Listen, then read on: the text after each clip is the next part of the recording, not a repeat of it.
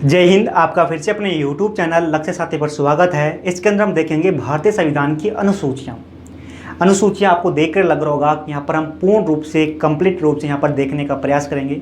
इसी के साथ ये हमारी भारतीय राज्य व्यवस्था पर क्लास नंबर 20 है या कहेंगे सीरीज नंबर 20 है। इससे पहले हमने 19 क्लासें कंप्लीट कर लिया। इसी के अंदर हमारे भारतीय संविधान की अनुसूचियाँ तो देखें कि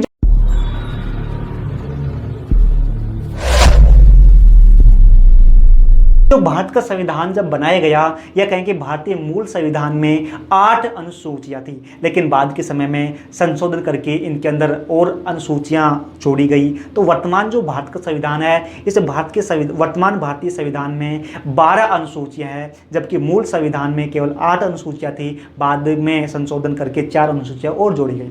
अब ये अनुसूचियाँ आखिर होती क्या हैं? अनुसूचियाँ आखिर होती क्या हैं? तो देखें कि जो भारतीय संविधान है, इस भारतीय संविधान के अंदर अनुच्छेद है। अनुच्छेद जैसे कि अनुच्छेद भारतीय संविधान में, मूल संविधान में 395 अनुच्छेद है। अब ये अनुच्छेद क्रम वाइज है, यानी कि 1 2 3 4 5 6 7 इस तरह अनुच्छेद है।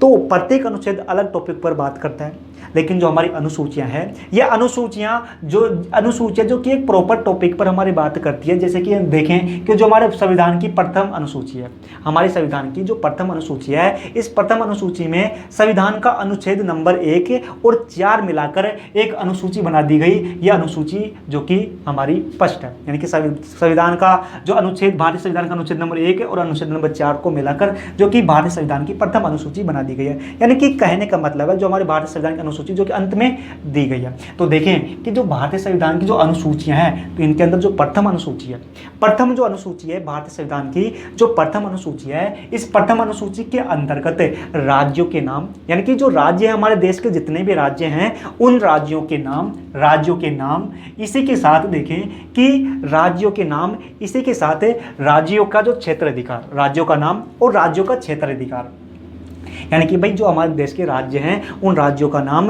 उन राज्यों का क्षेत्र। इसी के साथ देखें कि जो हमारा संघ है, या कि हमारा जो राष्ट्र है, जो हमारा संघ है, इस संघ का नाम, यानी कि हमारे राष्ट्र का नाम, इसका क्षेत्र, हमारा राष्ट्र का संघ का नाम, इसका क्षेत्र, इसी के साथ जो हमारा जो देश की सीमाएं हैं, इन सीमाओं से संबंधित जो हमारा प्रथम अनुसूची है, हमारी प्रथम अनुसूची के अंतर्गत हमारे जो राज्य हैं, इनके नाम, इन राज्यों के क्षेत्र, इसी के साथ संघ का नाम या कहीं राष्ट्र का नाम है ना, और उस जो कि हमारा देश का क्षेत्र और इसकी सीमाएं से संबंधित है हमारे संविधान अनुसूची नंबर 1 है।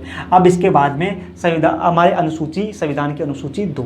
तो देखें कि अनुसूची जो संख्या दूसरी अनुसूची है, इस दूसरी अनुसूची के अंतर्गत जो वेतन और विशेष अधिकार संबंधित है, हमारी अनुसूची दूसरी अनुसूची के अंतर्गत दूसरी अनुसूची जो कि भत्ते और विशेष अधिकार संबंधित है। भत्ते यानी कि जैसे कि कुछ पद हैं, जैसे कि हम कह सकते हैं कि जो कि न्यायाधीश है, इन न्यायाधीशों को जो कुछ भत्ते भी मिलते हैं, भत्ते यानी कि पैसों संबंधित तनख्वाह है, उनके अलावा भी उनको कुछ मिलता है ना। तो उन भत्ते संबंधित कहें कि जो भत्ते से संबंधित, इसी के साथ विशेष अधिकार, यानी कि जो कुछ पद है तो उन पदों पर कुछ विशेष अधिकार दिए गए हैं। जैसे कि राष्ट्रपति के पास विशेष अधिकार है कि वो किसी भी व्यक्ति को, किसी ने अपराध किया है तो राष्ट्रपति के पास विशेष अधिकार है कि उसे को वह ना जो राष्ट्रपति क्षमा कर सकता है या कहीं के दंड कम कर सकता है। तो इन विशेष अधिकार संबंधी जो प्रावधान है, ये प्रावधान हमारी जो कि अनुसूची नंबर दूसरी अनुसूची के अंदर हमको देखने को मिलता है। दूसरी अनुसूची के अंदर भत्ते और विशेष अधिकार संबंधित है।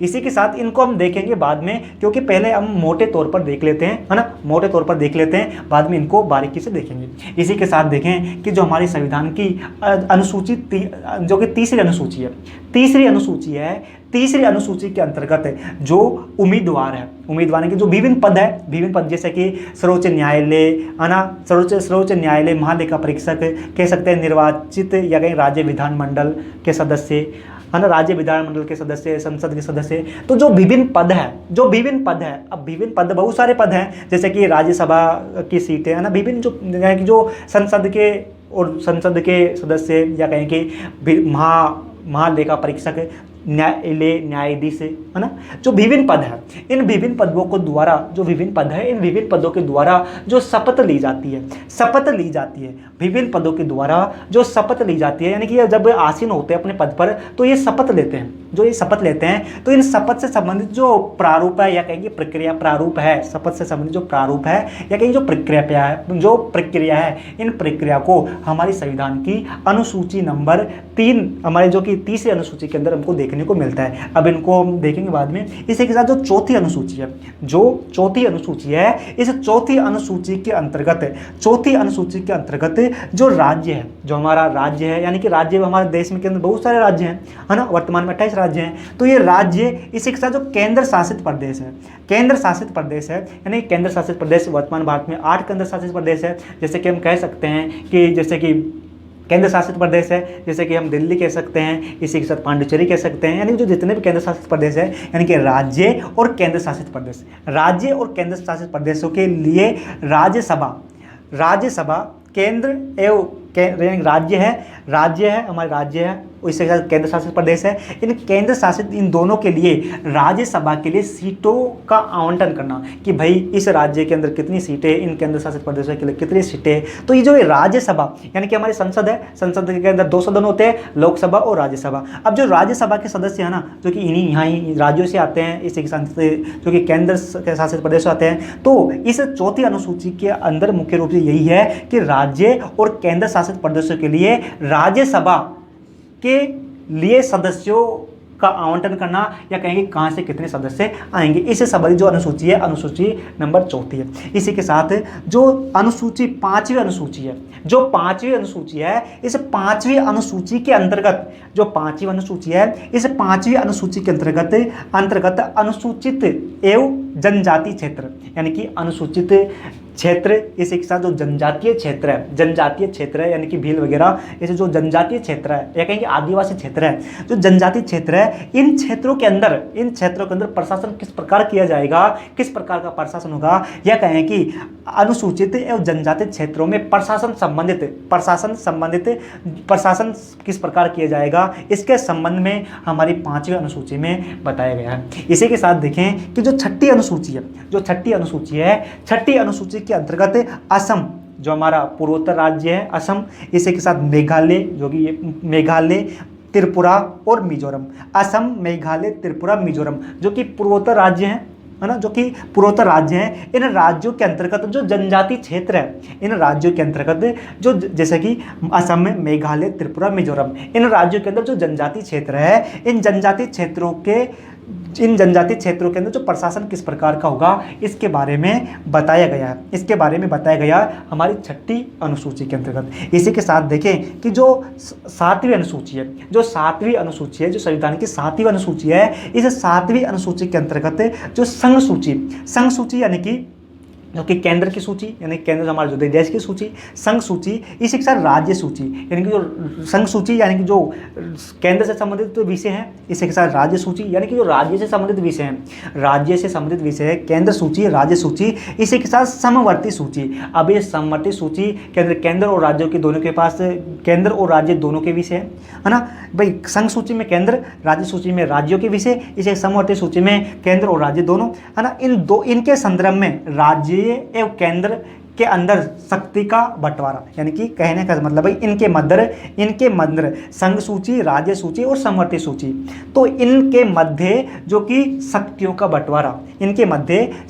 बंटवारा जो कि हमारी 7वीं अनुसूची के अंतर्गत हमको देखने को मिलता है। इसी के साथ हमारी जो संविधान की 8वीं अनुसूची है, इस 8वीं अनुसूची के अंतर्गत संविधान द्वारा मान्यता प्राप्त भाषाएं, यानी कि हमारी संविधान की 8वीं अनुसूची है, इस 8वीं अनुसूची के अंतर्गत कि भारत में कौन कौन सी भाषाओं को मान्यता प्राप्त है, इनसे संबंधित है। तो जो हमारा जो मूल संविधान है, या कहें कि जब भारत का संविधान बनाया गया तो भारतीय मूल संविधान में 14 भाषाओं को मान्यता दी गई। तो मूल संविधान में 14 भाषाओं को मान्यता दी गई, लेकिन बाद में संविधान में संशोधन करके और भाषा जोड़ी गई, और वर्तमान में 22 भाषाओं को संविधान द्वारा मान्यता प्राप्त है। तो 22 भाषाओं को संविधान द्वारा मान्यता प्राप्त है। मूल संविधान में केवल 14 भाषाओं को मान्यता प्राप्त थी, लेकिन संशोधन करके और भाषा जोड़ी गई। वर्तमान जो भारतीय संविधान है, इस भारतीय संविधान में 22 भाषा को मान्यता प्राप्त है। इसी के साथ जो फिर बाद में क्या हुआ, कभी इसके बाद में जो कि संविधान का संशोधन किया गया, नई अनुसूचियां जोड़ी गई। इसी के साथ देखिए कि